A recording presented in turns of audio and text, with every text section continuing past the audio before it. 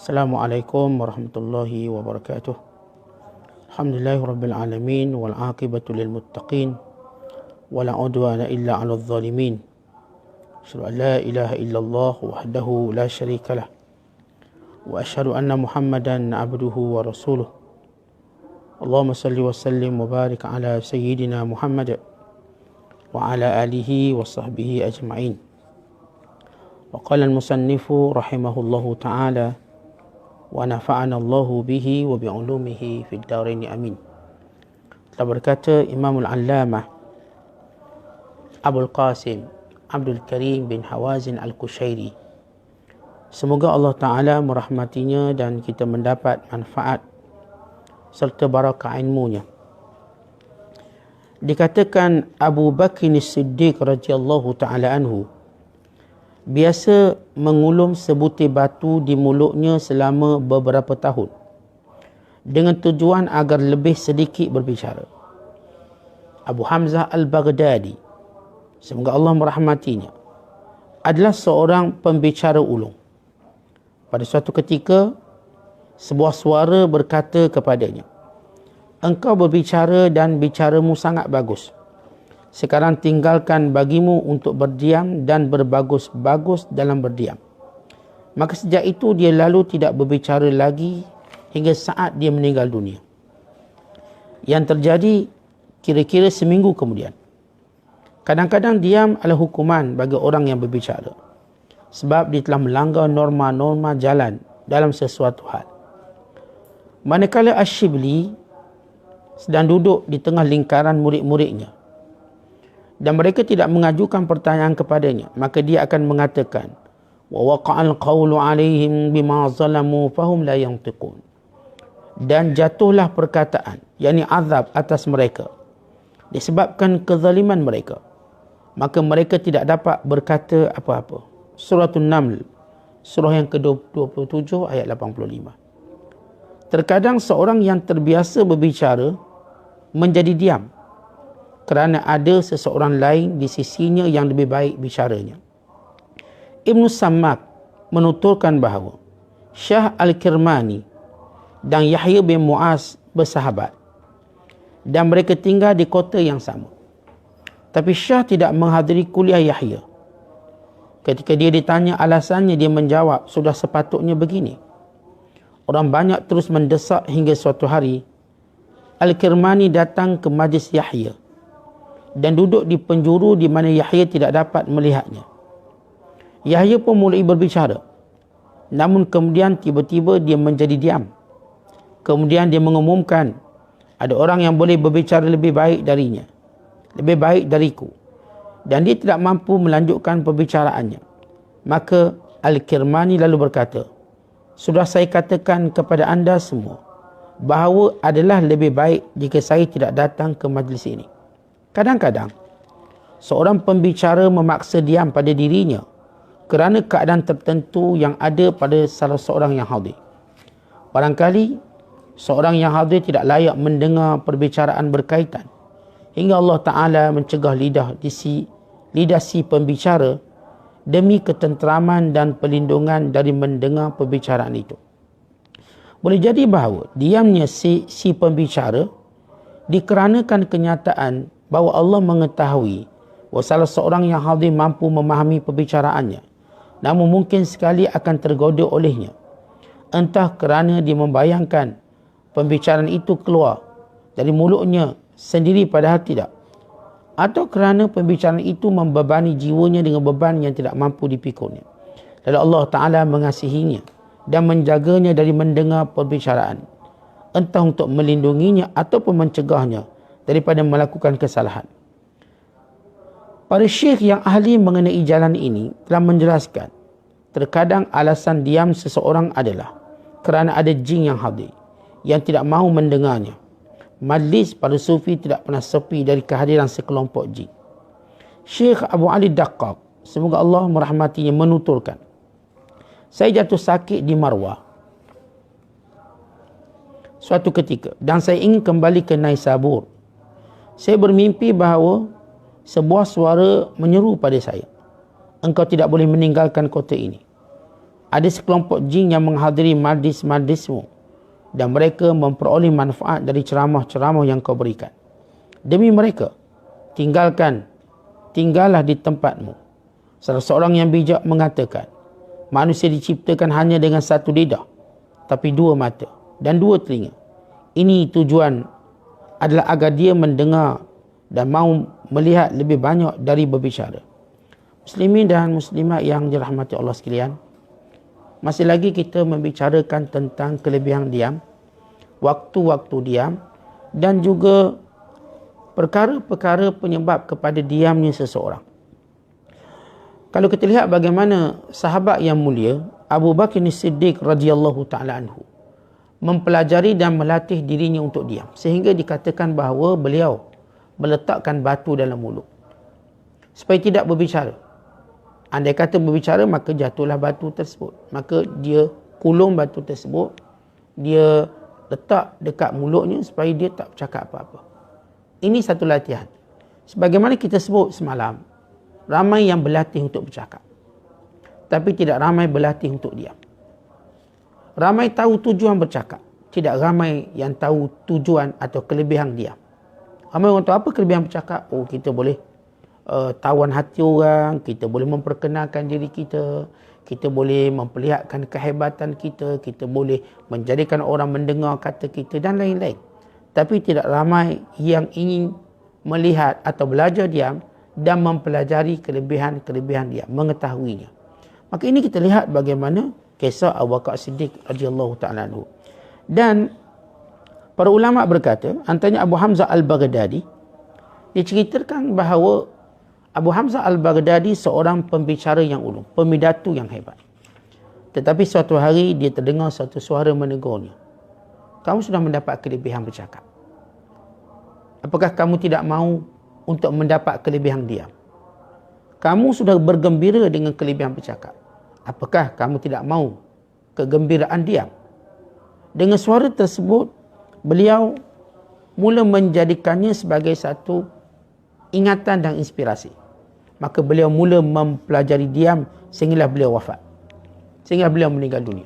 Artinya tuan-tuan, kadang-kadang yang menjadikan kita suka bercakap kerana seronok. Maka kenapa kita tidak belajar untuk seronok dalam diam? Kerana kedua-dua itu punya kelebihan. Kalau kita seronok dengan isteri, demikian juga kita seronok dengan anak-anak kita. Kadang-kadang kita bersama isteri kita, kadang-kadang kita bersama anak-anak kita. Demikian kadang-kadang kita seronok dengan kawan kita. Yang dia musibahnya tuan-tuan, kita seronok dengan bercakap, tapi kita tidak seronok diam. Maka ini musibah kerana kita terhalang daripada banyak kebaikan.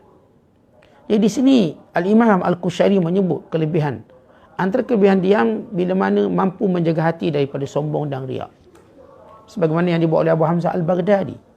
Bila dia mula pandai berpidato, berbicara, perkara ini boleh merosakkan dia satu hari nanti. Maka dia belajar pula dia.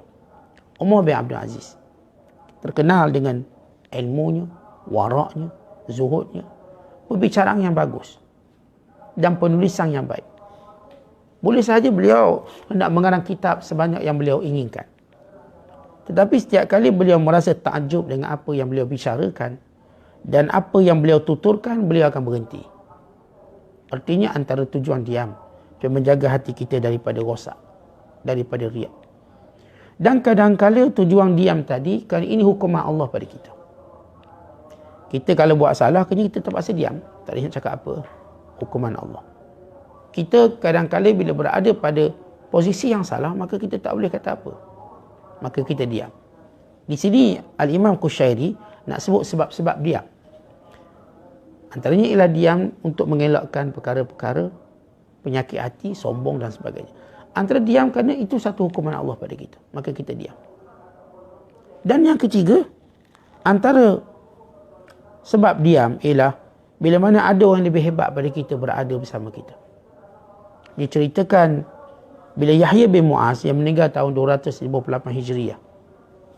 Dia baik dengan seorang ulama namanya Imam Shah Al-Karmani. Kedua-dua ulama ni alim. Tapi Yahya bin Mu'az mengetahui Shah ni jauh lebih hebat pada dia. Lebih alim. Bahkan Shah Karmani terkenal dengan firasat yang kuat. Dan beliau menyebut rahsia firasat yang kuat kerana tidak bercakap perkara yang tidak ada faedah. Tidak memandang perkara yang dilarang. Maka itu menjadikan firasatnya tepat dalam berbicara tentang sesuatu. Maksud firasat ialah kita bercakap sesuatu yang tersembunyi, yang tidak mampu diketahui, melainkan dengan pengkhabaran orang kepada kita. Tetapi ahli firasat, dia dapat melihat. Dia bukan meramal, dia melihat. Orang yang meramal masa depan dan menentukan tenung nasib, ini kufur. Tetapi orang yang melihat dengan firasat, maka ini kelebihan. Ittaqu firasatal mu'min fa innahu yanzuru bi nurillah. Takutlah firasat orang beriman, dia melihat dengan cahaya Allah. Syekh Al-Karmani yang terkenal dengan perkataan dan ingatannya pada semua orang Islam, dia kata, kalau kamu nak jadi orang arif, kamu kena sibukkan dengan 3 perkara sahaja. Nak jadi orang bijak, orang arif. Arif ni dekat dengan Allah. 3 perkara sahaja. Yang pertama, sentiasa melihat Tuhanmu, bergembira dengan Tuhanmu, dan berhati-hati dengan Tuhanmu. Maksudnya tuan-tuan, kita kan dalam kehidupan kita ada benda yang kita fokus, kerjaya, yang kita fokuskan apa yang kita suka, dan kita akan seronok dengannya. Umpama hari ni kita sentiasa perhatikan telefon kita, melihat telefon kita, berseronok dengan telefon kita, bergembira dengan telefon kita. Bagaimana kalau hilangnya telefon kita hari ini? Seperti kehilangan anak. Sama orang arif billah, pemerhatiannya pada Allah, gembiranya dengan Allah, dia sentiasa melihat Allah, memerhatikannya. Itu yang pertama yang menjadikan seorang itu arif. Yang kedua ialah seorang tadi senantiasa bersyukur kepada Allah, syakiran lahu, mu'tarifan lahu, mu'tarifan bihi. Syukur pada Allah, mengiktiraf semua nikmat datang dari Allah. Semua nikmat, sekalipun datang daripada usaha dia secara zahir, ataupun pemberian manusia secara zahir, dia berkata tidak, ini semua dari Allah. Kullu min indillah. Katakan ini semua datang dari Allah. Dan yang ketiga, orang yang arif billah ini sibuk untuk senantiasa bertaubat dan kembali pada Allah. Ini Syekh Karmani yang terkenal dengan bicara hikmah, firasat yang tajam, sehingga disegani oleh Yahya bin Mu'az radhiyallahu ta'ala anhuma. Maka Yahya bin Mu'az, dia ada majlis ilmu, ramai orang hadir. Orang bertanya pada Syekh Karmani, kenapa kamu tak hadir? Sebab orang awam ni tuan-tuan, dia tak tahu nilai orang alim sesama mereka. Kita cuma tahu ni ustaz tu pun ustaz, macam tu je kita orang awam. Tapi orang alim, mereka mengetahui siapa yang lebih ustaziyah, keustazannya, mereka lebih tahu. Mereka tahu siapa yang lebih bertakwa, lebih berilmu, lebih ikhlas, mereka tahu. Maka sebab itu kita nak tahu apakah seorang ulama itu hebat atau tidak hebat, maka jangan tanya orang awam, dia tak tahu. Tanyalah ulama'nya. Bila kita tanya ulama'nya, ya, saya pernah waktu mana saya menziarahi pondok-pondok di Kelantan.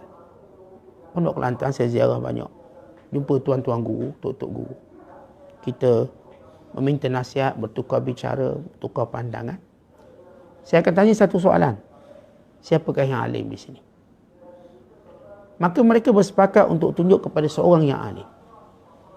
Tunjuk.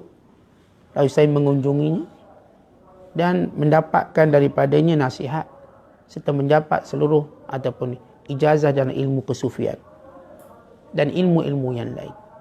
Dan beliau memberikan ijazah dan beliau mengingatkan saya pesan-pesan tertentu, kitab-kitab tertentu yang saya perlu lazimi.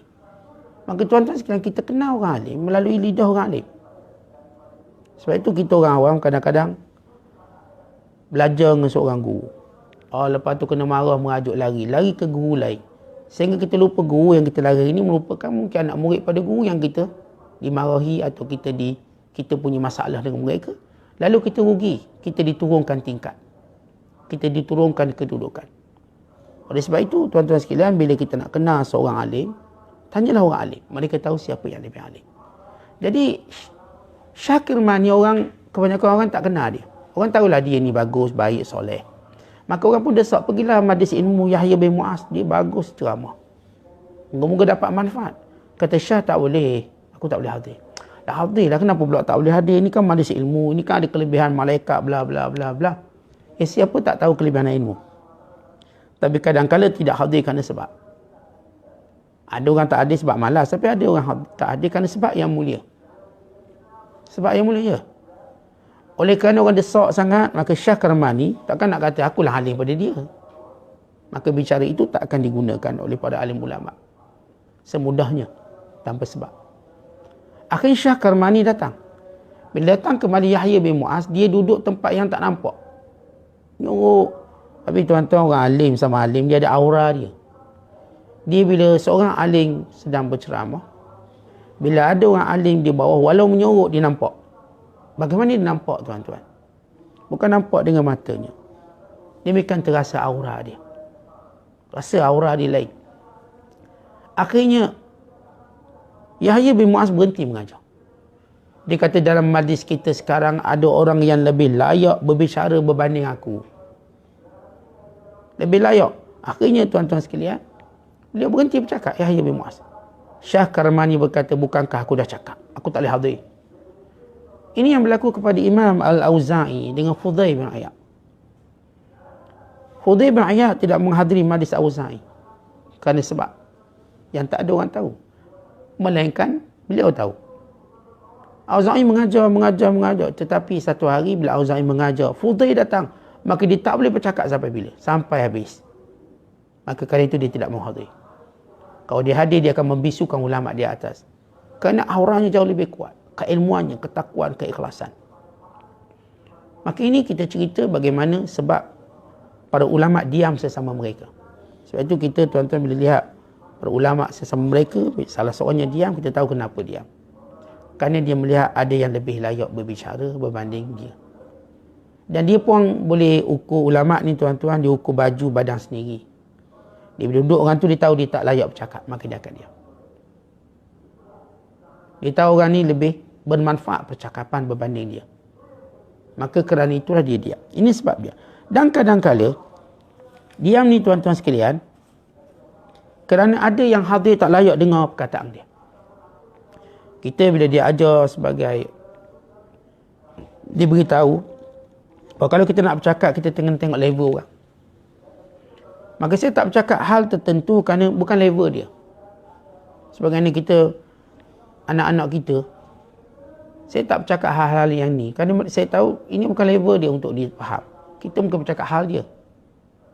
Sama juga guru-guru, ulama-ulama. Kadang-kadang kita nak ulama kita bercakap tajuk ni, tajuk tu. Maka dia tak nak bercakap. Apakah dia tak tahu? Dia tak nak. Daud Ta'i, dia pada zaman dia banyak perdebatan ulama. Dan beliau tidak mau terlibat dengan perdebatan. Bukan beliau menanang kitabnya lalu berkata, Al-yawm inqata'al jawab. Hari ini aku tak akan jawab apa pun soalan. Inqata'al jawab. Tapi ramai yang cuba mengujinya. Kerana melihat kecenderungannya pada sufi. Dan tidak mahu dia bercakap hal fiqah, tidak juga hal lain. Sebab hal-hal tersebut mengundang perdebatan yang tidak berakhir. Bukan menjadikan berjauhan hati. Dan menjadikan saling tuding menuding akan kesalahan. Maka beliau diam, beliau tak nak cakap. Tapi seorang nak menguji juga dia. Lalu bertanya padanya soalan. Tanya. Seolah-olah nak merendahkan beliau. Sedangkan beliau seorang alim. Murid utama Abu Hanifah. Sama dengan Imam Zufar. Sama dengan Imam Abu Yusuf. Sama dengan Muhammad Hasan Syaibani. Yang merupakan disebut ashab, pendukung mazhab Abu Hanifah. Lalu bila beliau ditanya. Lalu beliau pun menjawab dengan 18 permasalahan. Artinya, dia tanya satu pendapat, dia beri 18 pandangan ulama terhadap satu pendapat tadi dengan detail. Untuk memberitahu, saya tahu benda ni, tapi saya tidak mau bercakap. Sebab itu kadang-kadang ulama tidak mau bercakap sesuatu hal kerana orang tu tak layak dengar. Atau belum waktunya untuk dengar. Tuan-tuan lihat bila Khidir AS tidak mau bercakap dengan Musa berkenaan apa yang berlaku sehinggalah satu waktu. Kata Khidir AS, jangan kamu tanya apa aku buat. Jangan tanya. Kamu just ikut. Musa AS kata, ya, aku terima syarat. Supaya kita tahu tuan-tuan, Tok Guru ni dia boleh bagi syarat pada anak murid. Awak nak ikut saya boleh. Syaratnya begini. Kalau awak ikut nak belajar dengan saya, awak jangan ponteng. Awak jangan begitu, jangan begini. Itu syarat Tok Guru. Kalau kita nak belajar dengan dia, ikut syarat. Kalau kita tak nak belajar dengan dia, maka jangan pedulikan syarat dia. Jadi ulama ada hak memberi syarat bagi belajar. Macamlah kita daftar anak-anak kita ke sekolah. Sekolah kan layak bagi syarat. Syarat mak ayah tak boleh tengok 2 minggu sekali. Saya hantar anak saya ke tahfiz, syaratnya 2 minggu sekali tengok. Saya tak akan tengok melainkan selepas 2 minggu. Nak balik sebulan sekali. Saya terpaksa ikut syarat kalau nak suruh anak saya sekolah. Baik, Khidir AS atau Khadir AS beri syarat pada Musa. Dan syarat ini saya sebut juga menjadi syarat mana-mana guru pada murid. Syarat. Kemudian kita lihat Khidir AS berkata, aku tak akan cakap pada kamu apa pun berlaku sehingga waktunya. Akhirnya apa yang dilalui oleh Musa? Bermula naik sampan percuma, kemudian dirosakkan. Kemudian jumpa kanak-kanak tepi pantai lalu dibunuh. Kemudian jumpa tembok yang nak roboh, bangunan nak roboh lalu dibaiki. Oleh kerana Musa AS tak mampu nak sabar kerana ia begitu bercanggah dengan dia. Nabi Musa ada satu ilmu dan Khidir ada satu ilmu. Bila ilmu itu berada lembah lain, yang ini lembah lain, seperti macam kontradik. Musa menyanggah dengan apa yang dia tahu. Nabi SAW berkata, sekiranya Musa lebih bersabar, pasti banyak lagi cerita kita dapat dengar. Kalau Musa AS bersabar, pasti dia akan ajak lagi dia berjalan sehingga mungkin 10 kejadian, 20 kejadian. Tapi kerana Musa kurang sabarnya, cuma 3 kejadian. Untuk satu hikmah. Untuk kita beritahu tuan-tuan, tak ramai yang boleh sabar untuk guru, tak ramai. Dia mungkin akan mampu bersabar pada marhalah tertentu. Pada marhalah-marhalah yang mungkin bercanggah dengan dia, bercanggah dengan keperluan dia, maka di situ mula berlaku kontradik. Berlaku tanaqudah, pertentangan. Sebab itu belajar daripada Musa dan Khidir AS. Jadi Khidir tak bercakap kerana belum masanya. Dan itu antara sebab dia. Dan tak bercakap kerana bukan ahlinya. Dan boleh jadi juga tuan-tuan sekalian, antara sebab seorang itu diam, tak nak berbicara, bila dia mengetahui di sisi dia ada yang faham apa yang dia nak. Tuan-tuan sekalian, kita ginilah. Kalau kita balik rumah mak kita dah faham kita. Nak makan pukul berapa, nak makan apa. Waktu kurang je makanan kita, dia dah tahu nak tambah. Mak kita kenal kita. Apakah kita perlu bercakap dengan mak kita? Tak perlu. Sebab hajat kita dipahami oleh mak kita. Nampak muka kita kelak, dia tahu ni tak ada duit isi minyak kereta lah ni, dia beruluh lah ni duit. Apa ni mak? Ambil lah, mak tahu, tengok muka kau dah tahu. Kadang-kadang kita berada di hadapan orang yang tak perlu kita bercakap kerana dia sudah faham. Dia sudah faham apa yang kita nak. Tuan-tuan biasa ke kedai kopi. Dia tengok, oh ni muka kopi O ni, apa tu angkat. Kita tak perlu order apa, dia faham. Maka buat apa kita bercakap kalau dia dah tahu? Kadang-kadang nak bercakap juga duduk macam biasa. Walau dia dah tahu macam biasa. Isteri kita tuan-tuan, dia faham kita.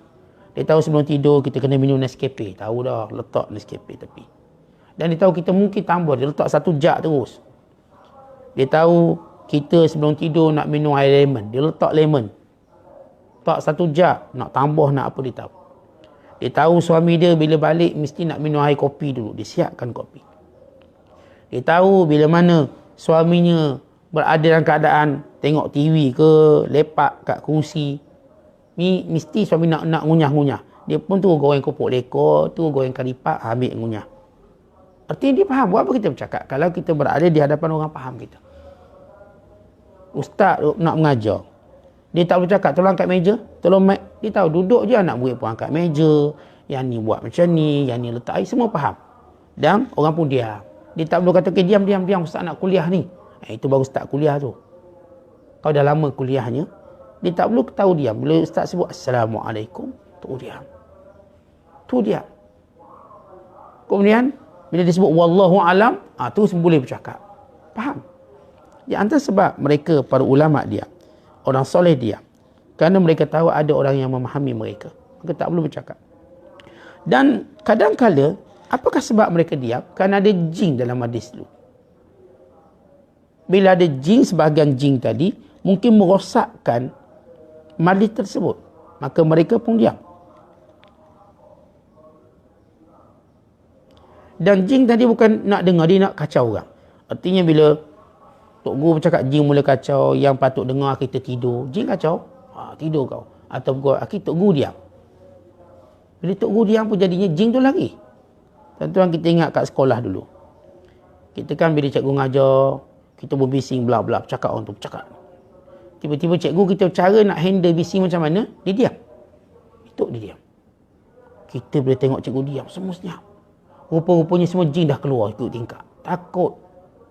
Itu antara kekuatan diam. Jadi kita bila nak diamkan pelajar kita, kita diam. Tengah bercakap, okey, kita nak ajar bahasa Melayu ni, bla bla, budak bising-bising, kita mesti senyap. Kita cegak tengok. Budak-budak semua diam. Rupa-rupanya tuan-tuan, antara cerita ulama' ialah ada jin yang hadir yang merosakkan majlis. Maka caranya diam. Tuan-tuan bayangkan kalau tuan-tuan dengar kuliah, tuan-tuan pun tidur misalnya. Ni jin kacau ni. Tok Guru pun senyap. Diam. Kita biasa tidur kan ada hiburan dengar bercakap. Tiba macam, kenapa ustaz senyap ni? Dia terus bangkit balik tu. Cerah mata. Macam spotlight stadium. Terus tak jadi tidur. Itu hikmah dia. Ada jin rupanya. Ini berdasarkan kajian. Ini berdasarkan pengalaman ulama. Dan kadang-kadang ada jin yang nak belajar. Oh, ni lain pula. Jin ni tuan-tuan yang disebut oleh Allah dalam surah jin. Kunna tara'iqa qidada. Kami ni ada macam-macam kelompok. Ada kelompok yang bertakwa pada Allah. Ada kelompok yang masalah. Ya, ada jin yang hadir untuk belajar. Al-Imam Abdul Wahab Asy-Sya'rani satu ketika tuan-tuan, sedang di kuliah, tiba-tiba anak murid dia kena rasuk. Anak murid kena rasuk, bayangkan. Lalu kata Imam Abdul Wahab Asy-Sya'rani, kamu siapa? Aku jin. Aku datang nak belajar. Sebab tu aku rasuk dia. Kata Abdul Wahab Asy-Sya'rani, tak payahlah rasuk orang keluar. Kalau kamu benar nak belajar, kamu kumpul grup kamu, aku ajar. Kamu kumpul. Maka Imam Abdul Wahab Asy-Sya'rani kata, tak perlulah nak rasuk orang tu, nak rasuk orang ni. Hanya semata-mata kamu nak belajar. Kadang-kadang makhluk Allah ni tuan-tuan, niat dia baik, cara dia salah. Niat tu bagus, cara salah. Niat jin nak belajar tu bagus, tapi rasuk orang salah.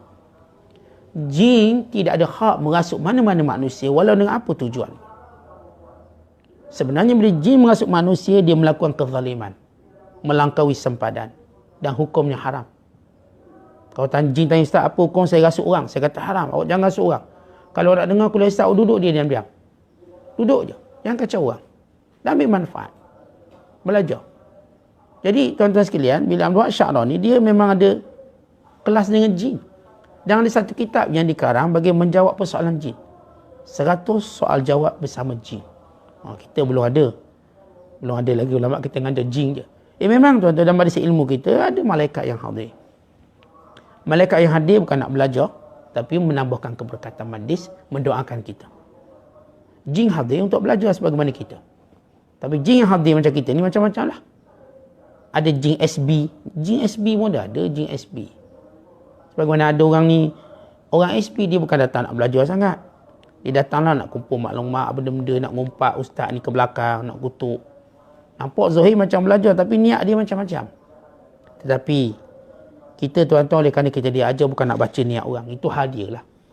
Kita mengajar, kita menyampaikan ilmu. Maka terpulang orang yang hadir tadi, apakah dia niat untuk mencari kesalahan kita? Apakah dia niat untuk melihat kebaikan? Apakah dia niat? Kerana itu tuan-tuan, kebaikan kita ialah niat waktu mana kita duduk belajar. Sekiranya seorang guru menyampaikan sehebat mana pun ilmu, tapi niat kita bukan untuk ilmu, maka kita takkan dapat apa-apa pun. Sebab itu pelihara niat. Jangan niat kita tadi berubah. Niat kita berubah. Sama juga saya sebut jin. Jin ni pun tuan-tuan ada niat yang berubah. Ada jin memang ikhlas nak belajar. Duduk. Dan dia benar-benar ambil manfaat ilmu. Dan disebarkan kepada kaumnya. Ada jin tak ikhlas belajar. Maka dia cuba memburuk-burukkan. Tuan-tuan jangan ingat manusia je yang ngumpat untuk guru dia. Jin pun ngumpat untuk guru dia. Sebab kita makhluk yang sama dari sudut perangai. Walau tidak sama dari sudut fizikal. Perangai sama. Yang baik-baik. Yang jahat-jahat. Yang soleh-soleh. Yang toleh pun ada. Jin yang membantu ada. Jin yang buat onar pun ada. Ni yang buat onar dalam majlis ilmu. Jin. Oleh kerana itu, tuan-tuan sekalian, penting kita ada niat yang baik. Jadi ini antara sebab kenapa ulama dia. Diceritakan Syekh Abu Ali Daqqaq. Tuan-tuan, Syekh Abu Ali Daqqaq, bila mana dia diam, bila mana dia berfikir untuk berpindah negeri, tiba-tiba terdengar suara menasihatinya supaya jangan berpindah ke negeri ini kerana dia bermimpi, kerana ada jin yang banyak mengambil manfaat daripada ilmunya, maka jangan keluar, jangan berhenti, jangan berpindah. Akhirnya Syekh Abu Hanif Dakak duduk kerana melihat ada jin yang ambil manfaat. Ulama-ulama tuan-tuan, dia akan duduk di mana dia boleh beri manfaat. Bukan dia duduk di mana dia dapat manfaat. Dia duduk di mana dia boleh beri manfaat. Sekalipun ada halangan, sekalipun ada masalah, kadang-kadang kita tanya, kenapa tak pindah je? Pergi je kat lain, kan senang. Yang duduk tempat orang tak nak bagi ngajar tu kenapa? Kerana ada orang ambil manfaat. Kerana dia boleh beri manfaat. Kerana itu dia struggle untuk menyampaikan ilmu tersebut. Kerana orang-orang yang ambil manfaat ini, atau orang yang berkeinginan untuk dapat manfaat ini, menyebabkan dia tetap kekal di situ. Oleh sebab itulah kita tahu kenapa para ulama kadang-kala mereka memilih bercakap, kadang-kala mereka memilih diam. Kedua-duanya ini perlu dipelajari. Bercakap, belajar. Diam juga belajar. Dan kita akan lihat nanti bagaimana sifat sebenar pada salafus salih antara diam dan bercakap. Moga apa yang kita belajar pada pagi ini dapat manfaat bersama. Wallahu a'la wa a'lam bissawab. Assalamualaikum warahmatullahi wabarakatuh.